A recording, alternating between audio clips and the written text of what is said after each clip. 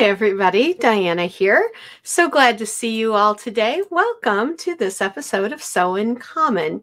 This is hopefully just a really short video because I want to talk with you all today about needles and stabilizer in a very basic way. So if you enjoy this video or any of my other videos, please subscribe to my YouTube channel. I would appreciate it. And click that little bell so that you get notifications when I add new content. So as I said, today I'd like to talk to you all about stabilizers and needles. I get a question about this quite often, especially from newer embroiderers. What stabilizer do I use? What needles do I use? And when I tell you that could be a year-long class that we could take and do together, I'm not joking. It's really not complicated, but there's just a lot of information, and really you will end up learning a lot about needles and stabilizer as you do more embroidery. But today I have some very basic, like the very first basic thing that you might learn to share with you. Plus I have a tool that was created by a professional in the embroidery industry that I use all of the time that really helps me when I'm a little unclear as to what needle stabilizer combo that I want to use. So again, thanks everybody for joining me, and let me share my screen with you all because I want to bring you into a little PowerPoint presentation that I put together just so we can have some visuals here because this is so basic. So the very basics of needles and stabilizers for machine embroidery. Let's start off with talking about needles. There are basically two needle types: a light ballpoint, which is probably the needle that most of us start learning embroidery with. And there's also a sharp point needle. And there's very definitely a time when you should use one or the other. So let's talk about sharp point needles. So what kinds of fabrics would I use with a sharp point needle? Now, the examples that I'm showing you here are just like a small smattering of them because the amount of fabrics and things you can use with sharp needles is quite vast. But you can do things like woven fabrics, like our quilting cottons.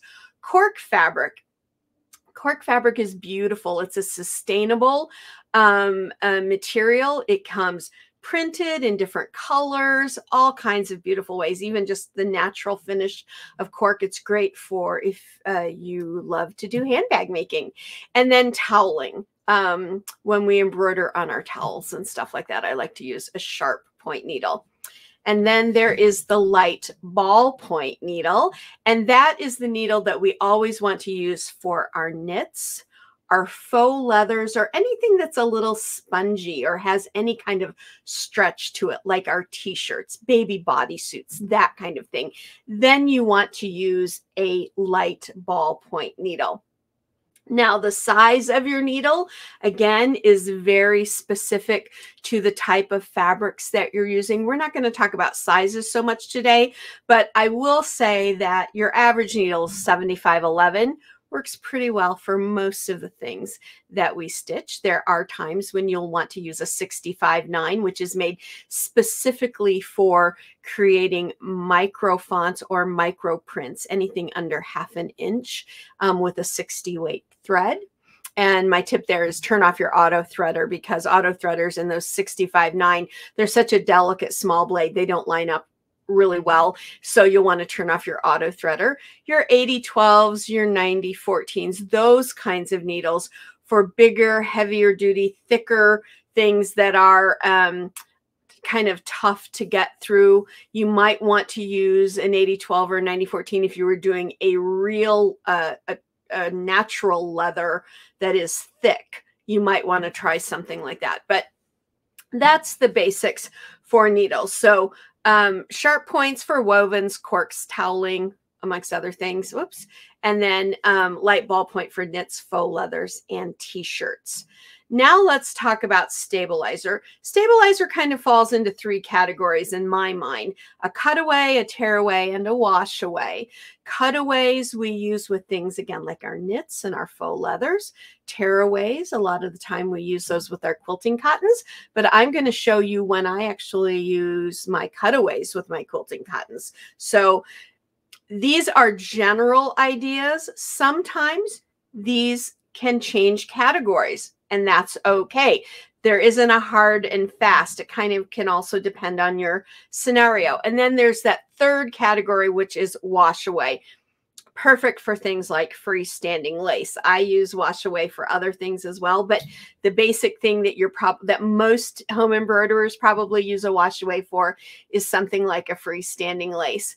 And so let's go right now under my camera because I want to show you some of these things. Whoops, let me get to the right place. There we go. Here's the camera. So let's look at this little, actually, let's look at the stabilizers first. So this is a traditional medium weight tearaway. And as you can see, it just tears. Well, that's kind of nice. Now, with a tearaway, there's always bits left on the back. You either need to pick them out or just leave them alone. That's kind of up to you, but it does come off quite easily. There are different, I would call them varieties of tearaway, light, medium, and heavyweight in all of these categories that we've been talking about. But with tearaway, there's also some hybrids. There's one that's part tearaway, part washaway, so that all the little bits that are left over in the end will wash away. So that's one, a tearaway that you might ask about at your local fabric shop. There is also a tearaway that has a mix of fibers. So instead of all long fibers, they have some long, some short, and they kind of go in different directions. It makes it a very soft tearaway, but very easy to get out of your project. So tearaway, that's what tearaway is in general. And here is a cutaway. Now this is a light no-show mesh cutaway. There are also cutaways that kind of look like this paper idea, heavier weight cutaways as well. But the cutaway that I use most often is a no-show mesh. Now, let's think about what the title of this particular stabilizer is.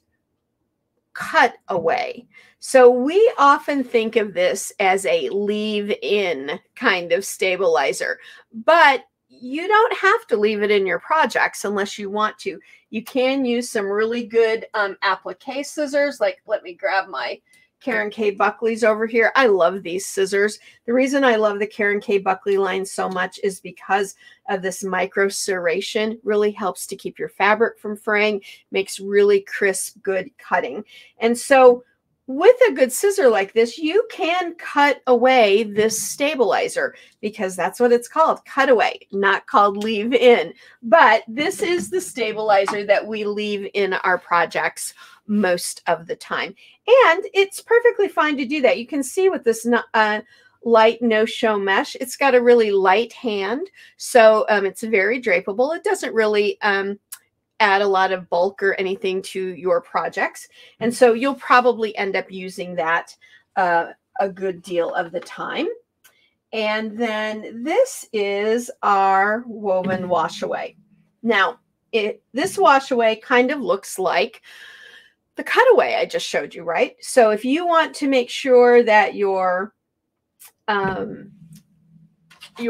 stabilizer is washaway and not cutaway, just take a little piece, a little Q-tip or something wet, or get it wet with your fingers. And then if it starts to dissolve away like that is doing, then you know you've got your washaway. Because sometimes these can be a little, the washaway and cutaway look so similar, we get confused.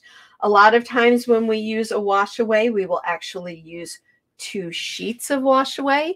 The professional idea for making freestanding laces to always use 2 sheets of Washaway. And as someone who makes lace for bridal veils in a professional manner, always I use 2 layers of Washaway.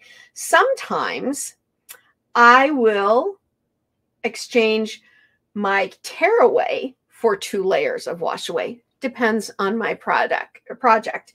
And so those are the 3 categories. Within those categories, there are also other styles. There are sticky back tearaways. There's sticky back cutaways. Now, why would you want to use something like that? Well, I have a little girl's t-shirt here, and t-shirts for kids or baby bodysuits for kids or even adults can be a little kind of fiddly when we're hooping them, right? So I used a fusible cutaway and fused it to the inside of my little t-shirt here. And then that's stabilizing my knit fabric, and it's acting as the actual stabilizer when I hoop. So it's all one piece. I don't have to worry about this sliding around on me when I'm actually hooping this project. So I love using fusible cutaways, especially when I'm doing apparel. A sticky back, this would be sticky rather than fusible. That would work as well. And then another reason I want to show you these squares. A lot of times when we create our quilt blocks in the hoop, and if you haven't tried piecing your quilt blocks in the hoop, I highly recommend it. I've been quilting for decades, and I've started doing it this way in the last couple of years, and I love doing my piecing in the hoop. But instead of doing a tearaway, because we said a lot of times quilting cottons, you'd use a tearaway, I like to use the no-show mesh. I like to leave it right in there because as someone that also does conservation on older quilts, it really, a lot of the times when I go to start repairing and conserving a quilt, I have to actually stabilize the older fabrics. So I like the idea of having a cutaway in here because it's just adding strength and longevity to the life of my quilt project. I also like using cutaway on a lot of my in the hoop designs. Now, I will tell you this, that when you're doing a project, if the designer has given you, if it's for like a full project, it's not a design you've purchased and you're going to put it on a blank or something yourself. But if it's a full project and the designer has suggested a certain stabilizer, then I highly recommend using it. The same for a needle. If they've suggested a certain stabilizer and a certain needle, I suggest using it because they have tested that project using those tools, and they know that they work well for you and you'll have success. Now, I want to show you one tool that I keep right by my machine, which you can see the little bit of it sticking out right here. I keep this by my machine and one over on my cutting and hooping table all the time. And Deborah Jones, I don't know if you all know Deborah or not. She works with Dime, Designs and Machine Embroidery. And Deborah is a professional in the embroidery industry and has been for a very long time. And she has managed large embroidery shops where they make multiples of everything, like she says 12 at a time. And so over the years, she knows she can't mess up 12 at a time. That's a lot of messing up to do all at once. So Deborah has taken her years of experience and created a product called the Embroiderer's Compass. And what it does, it is a two-sided wheel. And on the front, the inner wheel has this little arrow. You just find your fabric. So if I'm going to do denim, let's say, I just put that little arrow right there where it says denim. I'll turn that around so you can see it, denim. And then it tells me right here, stabilizer. It says a medium soft tearaway or a medium firm tearaway for denim. That's good to know. But what kind of needle? Well, she's going to tell me needles and the information regarding needles down here. And if she has any of her professional tips and tricks, she'll put them right down here. And what does this say? Hoop in with denim. So she's saying to hoop your stabilizer, I believe, along with your denim. Don't what people call floating. Probably don't want to do that. There's terry cloth. There's all kinds of fabrics on here. And like in this one, you see, what is this? This is natural leather up here we're pointed to. She has lots of tips and tricks in here. So I really love that. And I find it super helpful. And none of us really have time to take a year-long class on needle and stabilizer, do we? No, we don't. So let's go back into our main window here. And we'll take that screen off. There we go. So none of us have time to take a class like that, right? For a year to learn more about stabilizers and needles. But this is one product that I know is super helpful. If Deborah has put it on here, I believe that my project will turn out well. Now, you're always welcome to ask me more questions about needles and stabilizers. You can leave a comment below. You can contact me also at my, let's go back here for a second, at my website. So here's that information, Sew in Common. You can reach me at support@sewincommon.com if you need to contact me through email, or our website, which is www.sewincommon.com, or here on the YouTube channel. So any of those ways you can contact us if you have questions about stabilizer and needles. Happy to help you out there.